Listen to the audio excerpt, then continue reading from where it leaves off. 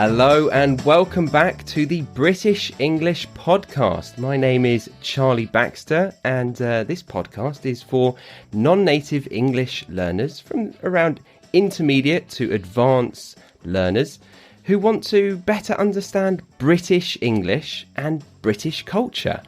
And today, guys, I have got a wonderful guest who comes from England. He's residing in Italy at the moment, but he does a fantastic podcast as well, because obviously mine is fantastic, but his is bloody fantastic, and he goes by the name of Martin. Martin, how are you doing today? Very well, thank you, Charlie. Thank you very much for inviting me. Very pleased to be here. Oh, my honour. And yes, Martin does the podcast called Rock and Roll English. I've listened to it for quite some time, and my YouTube partner Harry has managed to feature on there already. I feel like that was 6 months ago now. You know what, I think it was almost exactly 1 year ago, because I remember Harry asked me how old I was, and I said I was 34. I was very nearly 35, but you don't want to round that up, you don't want to go to the highest number. So I said I was 34. In the 30s. No, definitely not. Maybe when you're 17, sure, because then you can be 18 and go to a pub. But not in the 30s. And I remember thinking, maybe Charlie's going to ask me how old I am. So again, do I want to round that up to 36 or stay solid at 35? Well, it does make me want to say happy birthday for when it is. When is the big day? A few weeks, 13th of November. So you can, if you send a card now, it will probably just about arrive in time. Especially during the pandemic. Yeah, exactly. I should get on it. Meaning I should do it quickly. So yeah, thank you very much for being on here, Martin. And guys, we're going to be doing a podcast all around university in the UK, because Martin and we both went to uni. You can be the judge of whether it was the right choice for myself and for Martin maybe at the end of this. Who knows? But yeah, Martin, do you want to tell me a little bit about where you went to university? Yeah, sure. So I went to the University of Reading. Before going, I actually took a gap year, what we say, so like between study. So obviously I finished school at 18, and then I didn't actually want to go to university, so I started working for a year, and then I thought, you know what, working's pretty rubbish. So after a year, I thought I'll go to university because all of my friends were at university. So then, started at the University of Reading. I studied economics. No idea why. That was obviously a mistake. I think I had dreams of becoming like the Wolf of Wall Street, but very quickly after university, when I worked in a bank, I wasn't quite the Wolf of Wall Street, and I didn't really enjoy the environment. And then now I find myself teaching English. So my degree in economics, as you can imagine, has come in handy quite a lot. So it's very useful.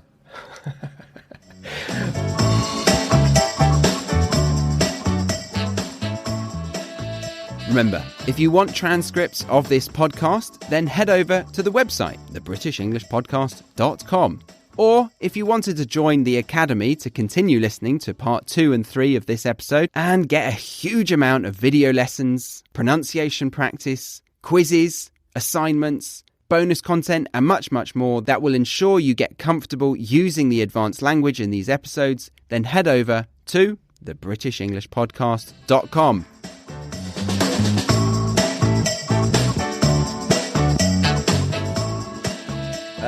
So why do you feel like you didn't want to become a Wolf of Wall Street fella?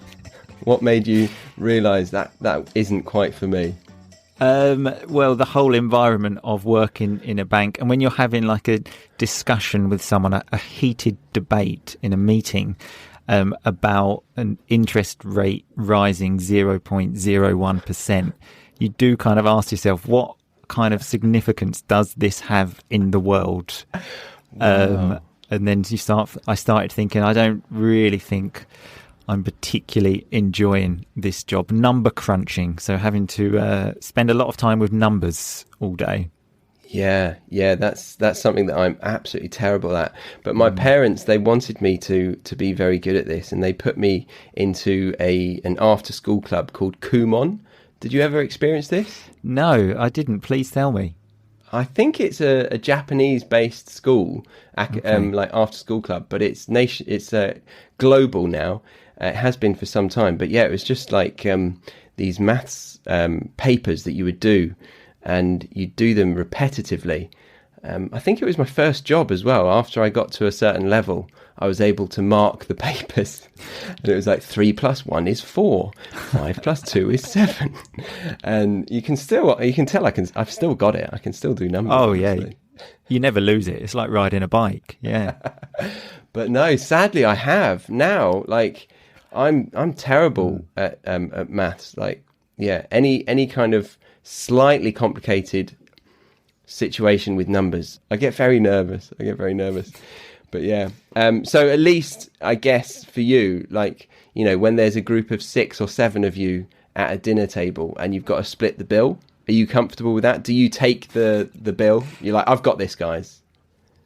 Yeah, very responsible, and that's why I think I studied for 3 years at university to do exactly that. So really useful. 3 years well spent. I mean, you get respect for that, because I would respect you for that. Anyway, so let's not digress anymore. Digress meaning get distracted and talk about something else. So we're talking about university. You went to Reading. Can you locate that on a map, on an invisible map, using your vocabulary? Okay, well, I suppose let's start with London, because most people know where that is, and then go west of London for about 25 minutes on a train from London Paddington, if you're asking, maybe 30 minutes, and then you arrive in Reading, basically, between London and Oxford, actually. I love that phrase. If you're asking, is brilliant, absolutely brilliant. It's used, and Martin exampled it brilliantly there with humour. In the UK, when you feel like you've said too much detail, you can backtrack. You can come back and say, like, I've realised I've said too much detail, by saying this brilliant phrase. If you were wondering, being sarcastic, of course, suggesting that no one cares. But of course we care. Of course we care. So yes, so you go 25 minutes west of London and you're in Reading. What is Reading like? There's not a lot there, I must admit. It's famous for a music festival, and there's not a lot else there. There's the centre of the city where there are a few bars, which I went to quite a few times. The university's nice though, the campus, some nice big fields, and yeah, there's not really much. There are no sights to see. There's a nice shopping centre called the Oracle, but that's about it really. Okay. So it sounds like Reading might be a good place to keep your head down whilst studying. Did you manage to keep your head down, or did you experience quite a few of the pubs, clubs, and bars? No, definitely did experience a bit of the pubs, clubs, and bars. Yeah, because like I'm sure every university city does, there were lots of student nights during the week. My favourite being a Tuesday night in a bar called Vodka Revolution, which was fantastic, which is actually the reason I didn't play for the football team for Reading, because football matches were on Wednesdays and you weren't allowed to go out the night before a match. And I did start playing for the football team, but I just wasn't willing to give up Tuesday nights in Vodka Revolutions. So wow. I had to jack it in, so I had to stop playing football. Fantastic. Yeah, jack it in. So that is actually a really good example of what life is like as a university student if you come to the UK, or certainly as a British person going to a university in the UK, because you put social life, or the majority of us put your social life first, don't you? So Vodka Revolutions, it is a chain of bars, and a very mediocre one, I would say. I don't know about you, Martin. Well, in Reading, it was actually the nicest place. So that maybe gives you some more information about Reading. Fair enough. But yeah, so sorry, you were playing football, so that means that you've got quite a bit of skill, right? You can kick a ball. Oh, I can play, boy. I can play. Certainly in my younger days, I was quite good as a footballer, I suppose. But in fact, I suppose it was university where my career kind of nosedived. So it kind of went down rapidly because I played at quite a high level before that. But then after 3 years of constant drinking, my fitness levels weren't so good. And also my coordination, I think, suffered. I'm questioning whether it was just the vodka that you were consuming. Mainly because I think it was the chili shots they used to do in Vodka Revolutions. Maybe it was them, I'm not sure. Yeah, dangerous stuff. What would be the average drink that people would have as a student in the UK, would you say? What would be the top couple that you can think of? Well, the first one that springs to mind, certainly in the student union, is a drink which we refer to as Snakebite. Which I must admit I was never a massive fan of. I believe it's half a pint of cider and half a pint of beer. Is that right? I would have guessed that, yeah. And then a little bit of... blackcurrant, that's right, isn't it? Yeah, a bit of blackcurrant, yeah. Half beer, half cider, and a little bit of blackcurrant. Is that right? That's right, I believe. And there were a few of these. There was one as well, which I believe was referred to as a turbo shandy, which I think was half a pint of beer and a Smirnoff Ice, which strangely enough, last year, actually, my friend got married and we had the stag do, so like the party before the wedding. And his younger brother came along, who's quite a bit younger than us, like nearly 10 years. And his brother said to me, do you want to drink a turbo shandy? And just to try and feel young again, I thought, let's have a turbo shandy. And I felt extremely bloated. So like my stomach had lots of air in, let's say, and kind of ruined my night really, and couldn't really have fun. So that's why I'm rock and roll. That's why I'm rock and roll. Yeah. Through and through, absolutely. Yeah. So Snakebite, yeah, that was one. I feel like the general requirement of a university drink was it to taste disgusting and for it to be very, very strong and cheap. Oh yeah, cheap was extremely important. Yeah. And that came about, I mean, going out, that for me was like at least 2 to 3 times a week, to the level of almost blacking out, almost can't remember your night. Often it was not that level, but you drink that much that it was possible. Is that your situation? Oh, 100%, yeah. Like the classic thing that we did, for example, would be to like drink a bottle of vodka before going out. So even by the time you actually, like, by the time you get out, you're already more than half cut. So half cut being like, like almost like half drunk, let's say, but more than that. And yeah, waking up with like massive memory loss. One time in particular, I remember I woke up in bed and I looked at the ceiling. I didn't realize where I was. And normally this kind of story goes, and then there was a beautiful girl lying next to me or something like that. But what actually happened was it was just a friend, and I stayed at his house. He had changed house, and I had no idea where I was, but I had no recollection of actually going back to his house or why I decided to do that. Oh, God. Wow. I probably shouldn't say this story, but you've reminded me. I remember a situation similar to that, and I woke up and I saw this picture of a group of girls, and I recognised one of them from a trip to Thailand. And I had met her in Thailand, and I had actually spent the night with her.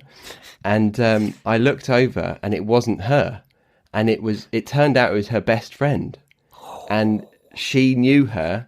And then the next morning she realised, it was drama, absolute drama. But yeah. Wow. I mean, the chances of that, No. Wow, that's impressive. Yeah. They're quite a lot better than my story of just waking up with my friend. Well, I might have preferred my friend to lie next to me in that situation. But yeah. So generally speaking, we had quite messy nights, it sounds like. And I feel like that was the general life of a British person who goes to the university. And a lot of people joke about getting a degree in FIFA. Did you get a degree in FIFA during this 3-year stint? I actually got a degree in Pro Evolution Soccer, which was the rival game.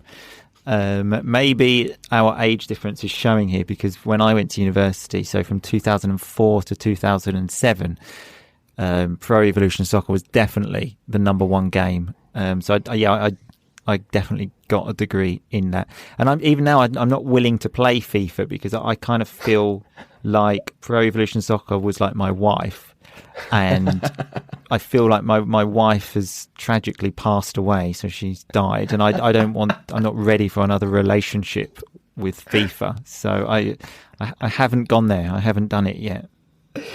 Oh, that's funny. Yeah. Well, I don't want to encourage you to cheat on your dead wife, so you can do whatever you want to do. Yeah, you're right. PES, what we called it, Pro Evolution Soccer, was the dominant one then. But yeah, so my point was that we would play a lot of video games. Guys would, and the girls. What would the girls do? They would drink a lot.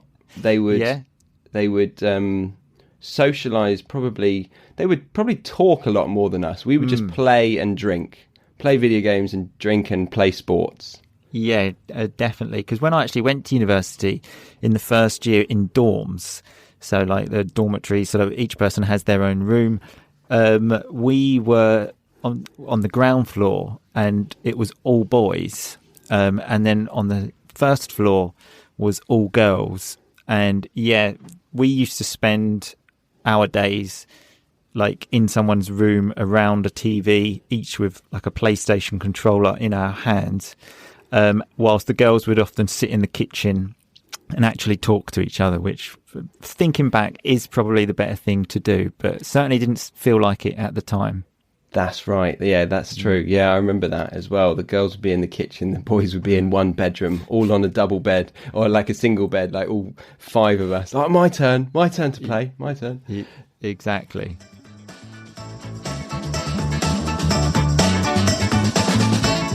Oh, good Lord. I think we might need to stop there, because I just went through the real English that has come up in the conversation so far, and we have 30 fantastic phrases from just that first part of the conversation. So we will leave it there to not overwhelm you with too many new phrases. But I should say I have turned all of this into a lesson over on the British English Podcast Academy. And of course, the conversation doesn't end there. We go on for another 25 odd minutes talking about student accommodation and campus life, with even more amazing language for you to wrap your head around, meaning for you to try to understand. And again, I include all of that in the Academy, breaking down the language in exclusive video content, manually edited transcripts, interactive quizzes, and so much more. So if you'd like to continue listening to this conversation and study the content from this podcast to the point where you feel confident actually using it yourself in conversation, then head over to thebritishenglishpodcast.com. And after saying that, I can confirm that we are at the end of the season. Have you enjoyed the journey? I hope so. We've had quite the variety of episodes. We started off with an introduction of how and why this podcast is being made. We then heard from British friends about the stereotypes attached to the Brits. And I then interviewed a South African, an Aussie and a New Zealander to see if they agree. We went into the pub together to make you feel more confident the next time you go. We had Shana on from the American English podcast who talked about parenting differences between the UK and America. And then we had another one-man show that took us through British humour. We talked about ageing and cricket with Harry. And then, of course, we finished in style with Martin from the Rock and Roll English podcast, who, as I said, does a fantastic job over there. So if you haven't checked his stuff out before, then I highly recommend you to do so. But yes, that is the end of Season 1.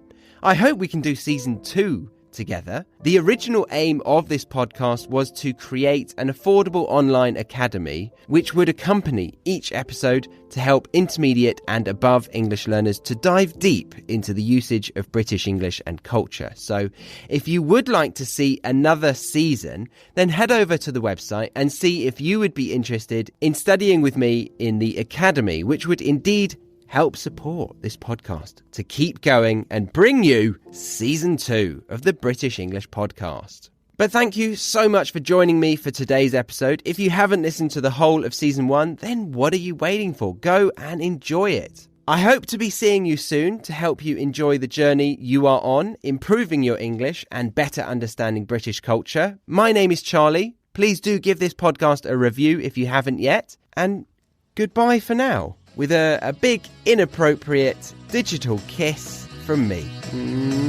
Mwah.